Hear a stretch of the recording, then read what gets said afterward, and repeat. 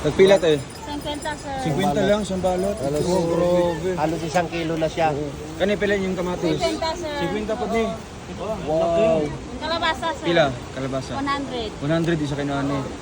Sabi ni Kuya Toto, ang kalabasa ay pampalinaw ng mata. Ano naman ang talong? Pampatirik ng mata. Grabe, tag 50 lang ha. Sige no. Sige na, sir. Kamatis, sir. Doon lang kayo ni ba? Ano ang kamatis niyo? 50, sir. 50 lang isang balot to. Barato? Kabarato man. Sige na, sir. Ayun lang, ice cream. Sige. Pila man ito eh. 50 lang po. 50 po. Yung ang kasar, matamis kain, sir. Tamis, ganyan tagpila ni. 50 lang po. 50 po na. Ano yung pa ko? Pilang pa ko? 50 man. 50 po ni. Sir, kamatis. Ito ko ano hilaw doon oh. Ha? Ito malalag. Di siya pwede ipuno no? Puro hilaw. Puro hilaw to eh. Pwede pilian, sir. Oo, kay malalag pa man gud me.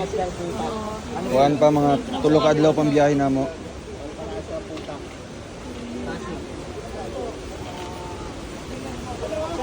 Tapos Hindi mo medyo hilaw. kani. Apila na lang po nito. 50, sir. Oo. Grabe ang mura. Di naman report. Alam mo ito, ano, umabot ng 400 plus ang kilo Oo. sa Manila. Ay kaya ano? Green? Oo. Pwede ito siya pero dili siya pwede plastic. Asa ibutang Pero ako. pwede ikuan lang sa yag-yag lang. Uy, nahulog. okay, bro. Daot man to. Parate. Ay, wala gid, sir. Wala pa eh, ano? Wala gid. Kaya na lang to. Balik ka paltan ha. 50 tanan. Yan o, paltan ko na ha. Saan bro? Ni. Okay na siya. Utang na na, sir. Utang na. Ilan ibutang na natin. Salamat. Kapang gad yan. Uy, grabe. 100 lang oh.